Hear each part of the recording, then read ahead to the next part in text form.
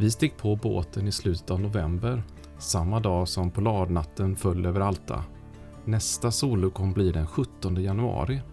Vi som berättar heter Emma-Lena och Hans Flyman. Resan anordnades av reseföretaget Polar Quest. Det kallar den här typen av resa för expedition. Och med det menas att det inte finns någon helt fastställd resrutt. Det är istället väder, vind, vågdjup och djurliv som får styra. Guiderna tillsammans med besättningen planerar dag för dag utifrån väderprognoserna var det finns störst chans att få till de bästa upplevelserna.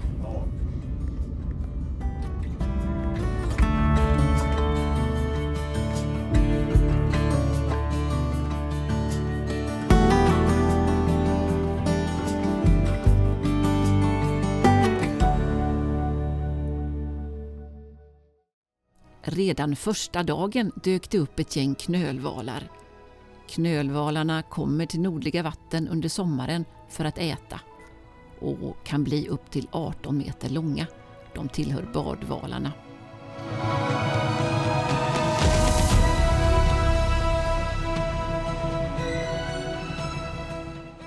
Det var fascinerande att se dessa mäktiga djur simma förbi båten i sin jakt efter sill. De har ett karaktäristiskt sätt att dyka med stjärtfenan uppåt som det sista som går under ytan.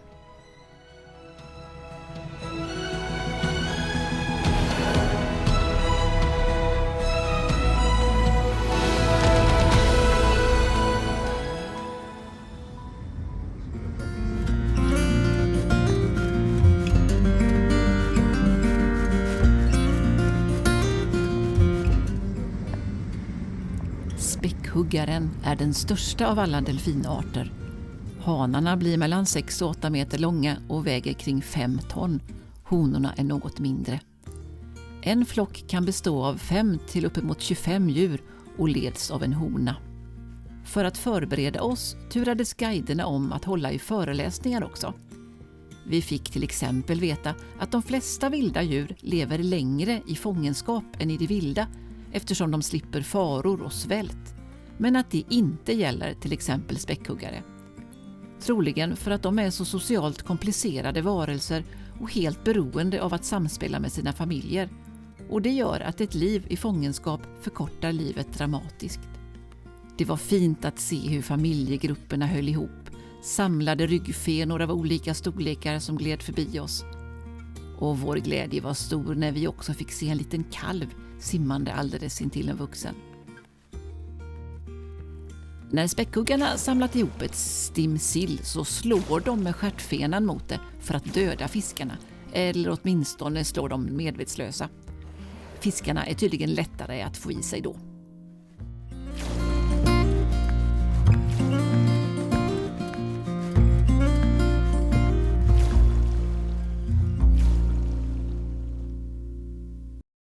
Frukosten serverades kring klockan 8.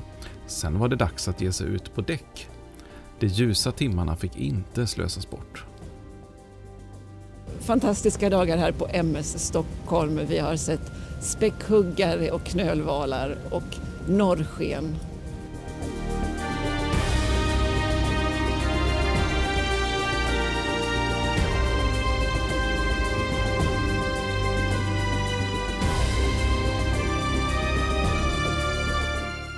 Även om solen aldrig gick upp över horisonten kom gryningsljuset vid 9-tiden och övergick sedan i skymning som höll i sig fram emot 2-snåret.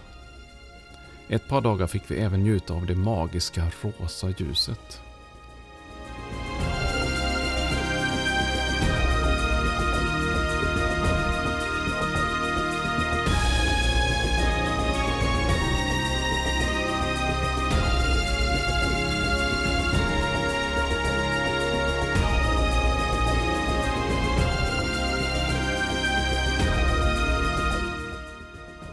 Vi hade också turen att få se en kaskelott.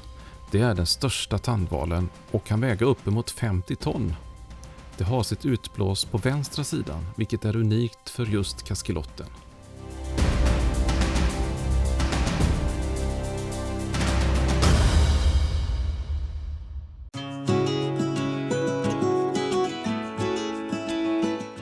Jag var klart skeptisk till den här båten, MS Stockholm först.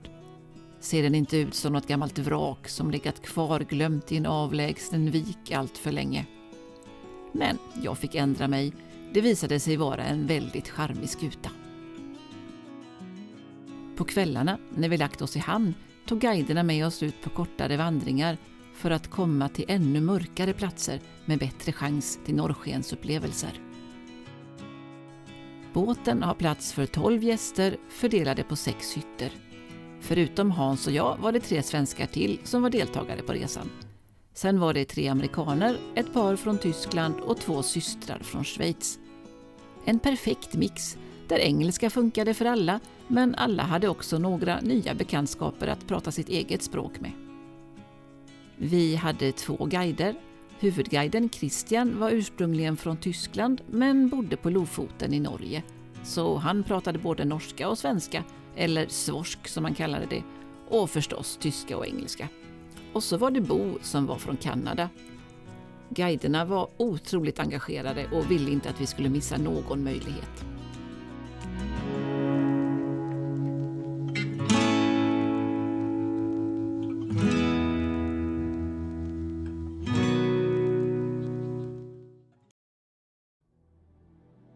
Norrskenet växlar mycket snabbare i intensitet än vad vi hade förstått. Det kunde vara lite smågrönt vid horisonten i kanske någon timme, men när det några gånger flammade till ordentligt över hela himlen kunde det vara över på bara några minuter, för att sedan bara anas igen.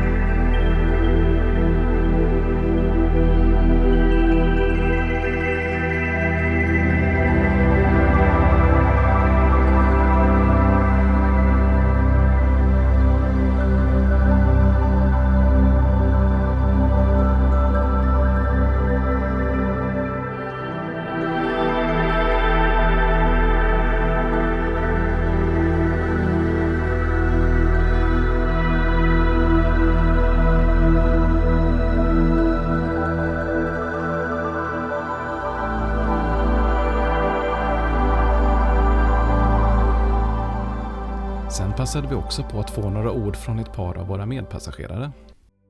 Jag heter Gustav från Halland. Vi har sett, om jag skulle säga någonting om vår resa, så skulle det vara att vi har haft så himla fina auroror och mycket fina vidder. Och mycket stora, många valar och kaskelotter och sillvalar och många späckhuggor.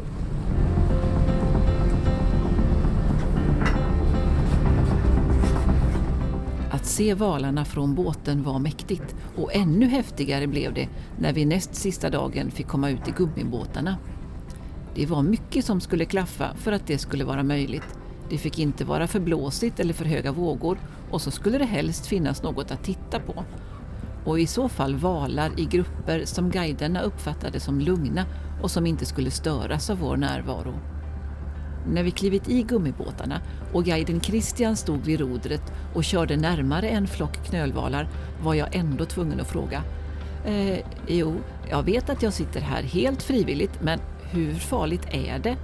Den här båten är liten och de där djuren är väldigt stora. Han lugnade mig med att de inte hade något intresse av att krocka med oss, för då skulle de riskera att skada sig själva. Men hur som helst, all rädsla glömdes, för det var så fullständigt uppslukande att se knölvalarna och späckhuggarna simma och dyka alldeles runt oss. Vi fick se knölvalar som låg på rygg och viftade med sina uppemot 5 meter långa bröstfenor. Verkligen magiskt.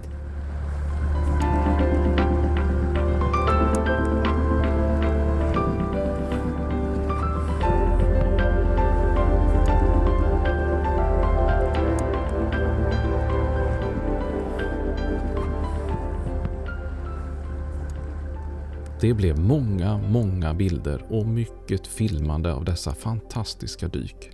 Men när vi sen tittade på filmerna i efterhand såg det lite underligt ut. Hade vi råkat filma i slow motion? Nej, så var det inte. Men det är något med hur stora knölvalarna är som gör att rörelsen i förhållande till storleken upplevs som långsammare än den är.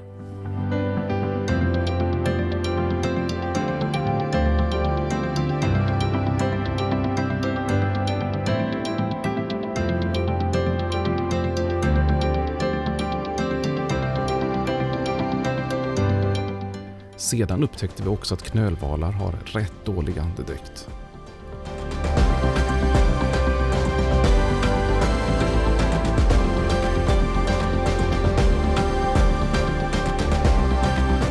Efter en oförglömlig tur återvände vi till MS Stockholm.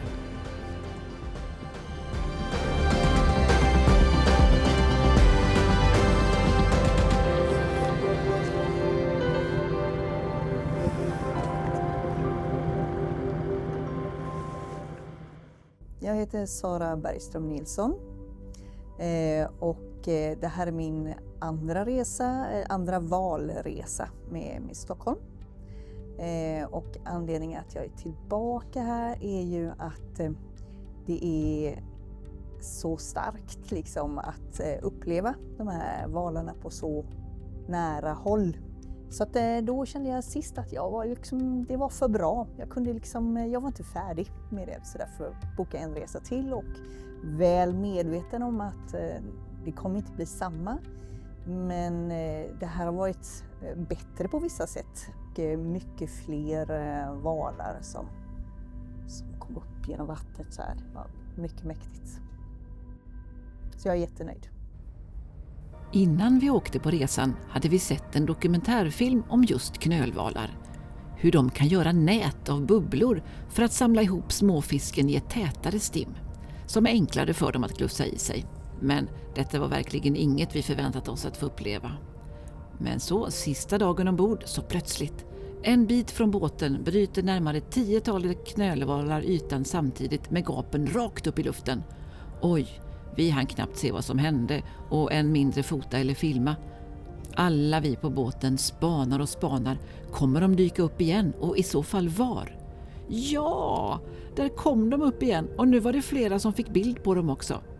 Efter en stunds viftande med bröstfenorna, det såg ut som de tackade varandra med high five för den lyckade jakten, så dök de ner igen. Stjärtfena efter stjärtfena får ner i djupet. Ytterligare ett par gånger gjorde de om samma sak. Vilken magnifik avslutning på resan.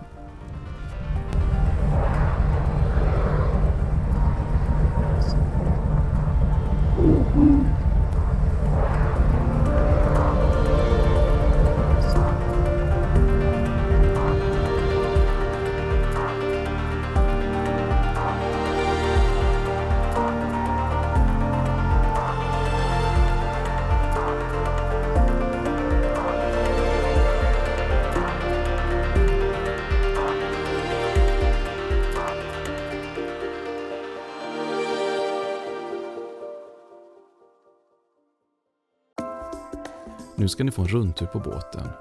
Här är matsalen där vi åt våra måltider. Vi hade en fantastisk kock från Göteborg. We have a seared tuna sashimi. And then for dessert, something I like to call nuts and meringue.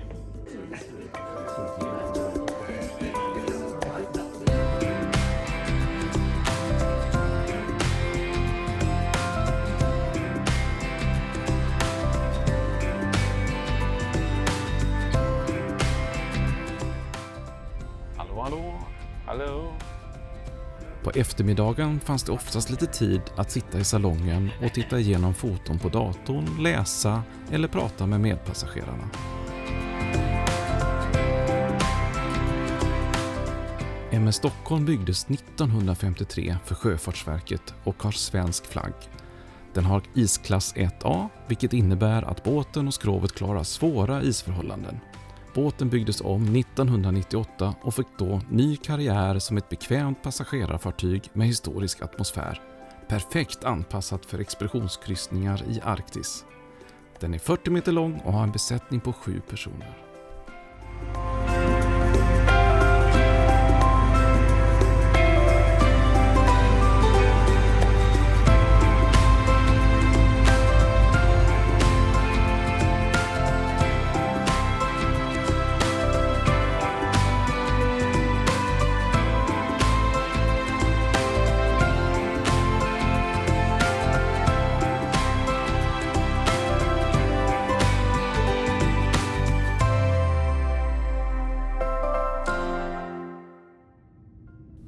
Dags för hemfärd efter en fantastisk resa. I resebeskrivningen stod det chans att se valar och norrsken. Ja, för så är det ju. Det är vilda djur respektive naturfenomen, så även om alla gör sitt bästa kan man aldrig garantera något. Och visst är det en del av det som lockar oss också. Nu kommer ett avslutande bildspel.